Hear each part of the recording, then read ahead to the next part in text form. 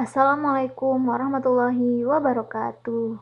Kembali lagi di channel Bu Surgeo dalam media pembelajaran Sejarah Indonesia. Pada video kali ini kita akan membahas tentang perlawanan bangsa Indonesia terhadap penjajahan hingga awal abad ke-20. Simak videonya sampai selesai ya. Nah, ini ciri-ciri perlawanan sebelum abad ke-20. Pertama, perlawanannya bersifat lokal, terjadi di daerah-daerah tanpa adanya koordinasi antar daerah. Ciri kedua, tidak menggunakan organisasi, tetapi dilakukan secara berkelompok saja. Ciri yang ketiga, dipimpin oleh tokoh masyarakat yang disegani. Ciri yang keempat, mengutamakan kekuatan senjata namun kalah dari segi persenjataan. Ciri yang kelima, mudah dipecah belah karena kurangnya koordinasi antara pemimpin dan bawahannya. Nah, ini ciri-ciri perlawanan sebelum abad ke-20. Nah, bagian pertama ini kita akan membahas tentang perlawanan terhadap Portugis. Perlawanan dari bangsa Portugis pertama kali itu adalah perlawanan rakyat Ternate. Nah, dilatar belakangi karena pertama, monopoli perdagangan oleh bangsa Portugis. Kedua, bangsa Portugis melakukan campur tangan terhadap urusan kerajaan Ternate dan Tidore. Kemudian latar belakang berikutnya, penyebaran agama Katolik di tengah masyarakat Maluku yang beragama Islam. Tokoh perlawanan rakyat Maluku antara lain Sultan Hairun. Nah, itu berlangsung dari tahun 1534 sampai 1570 dan anaknya Sultan Ba'abullah yang memimpin pada tahun 1570 sampai 1583 dari kerajaan Ternate. Sultan Ba'abullah melanjutkan perlawanan sultan dan berhasil mengusir bangsa Portugis dari Maluku pada tahun 1575.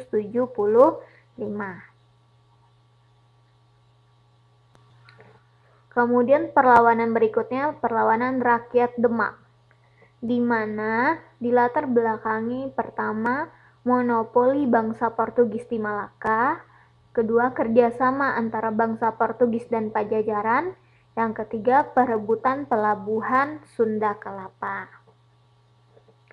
Perlawanan rakyat Demak dimulai sejak masa pemerintahan Raden Patah yang mengutus anaknya Pati Unus menyerang bangsa Portugis di Malaka pada tahun 1512 dan 1513, namun gagal.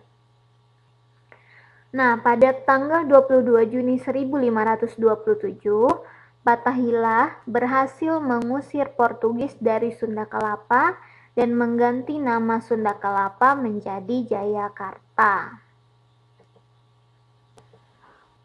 Perlawanan berikutnya dari rakyat Aceh. Nah, dilatar belakangi karena hubungan antara Kesultanan Aceh dan bangsa Eropa, yaitu VOC dari Belanda dan Inggris, yang dianggap mengancam keberadaan bangsa Portugis di Malaka. Kemudian latar belakang berikutnya, sikap kerajaan Aceh di bawah Sultan Ali Mugayat Shah yang berlangsung dari tahun 1514 sampai 1528 yang menentang kehadiran bangsa Portugis di Malaka. Nah, kemudian Sultan Ali Mugayat Shah berhasil mengusir bangsa Portugis dari wilayah Aceh, yaitu daerah Daya, Pidi, dan Pasai pada tahun 1520-an. Nah, perjuangan rakyat Aceh mengusir Portugis terus berlanjut di bawah Sultan Iskandar Sani yang berlangsung dari tahun 1636 sampai 1641.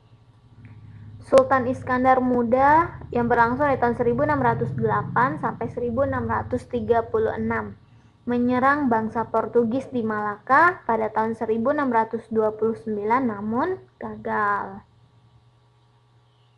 Nah, Malaka akhirnya jatuh ke tangan VOC tahun 1641. Perlawanan berikutnya dari bangsa Indonesia, perlawanan terhadap VOC. Perlawanan Kesultanan Mataram.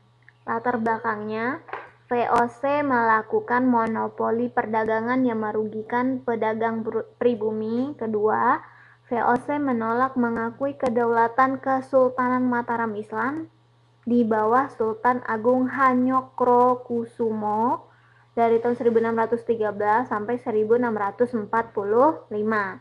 Nah, di mana VOC dianggap sebagai penghambat bagi Sultan Agung dalam mewujudkan cita-citanya.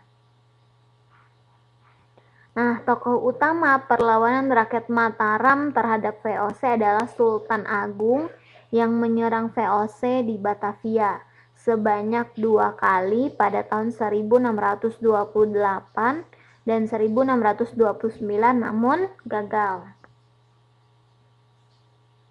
Nah, pada masa pemerintahan Sultan Amangkurat I tahun 1645 sampai 1677, Kerajaan Mataram justru memilih bekerja sama dengan VOC. Perlawanan berikutnya dari Kesultanan Banten. Nah, dilatar belakangi karena persaingan dagang dengan VOC di Batavia, kemudian rongrongan VOC terhadap politik Kesultanan Banten. Tokoh yang memimpin perlawanan terhadap VOC adalah Sultan Ageng Tirtayasa yang berlangsung dari tahun 1651 sampai 1682. Di mana perlawanan Sultan Ageng Tirtayasa mengalami kegagalan setelah putranya Sultan Haji lebih memilih bekerja sama dengan VOC. Nah, jadi perlawanan rakyat Banten masih terus berlanjut di bawah pimpinan Kiai Tapa dan Ratu Bagus. Perlawanan berikutnya dari rakyat Makassar. Nah, dilatar belakangi pertama, kebijakan monopoli dagang VOC, terutama rempah-rempah yang merugikan rakyat Makassar. Nah, pada tanggal 18 November 1667 ditandatangani perjanjian Bongaya yang berisi sebagai berikut. Pertama, Kesultanan Goa Talo mengakui monopoli perdagangan VOC.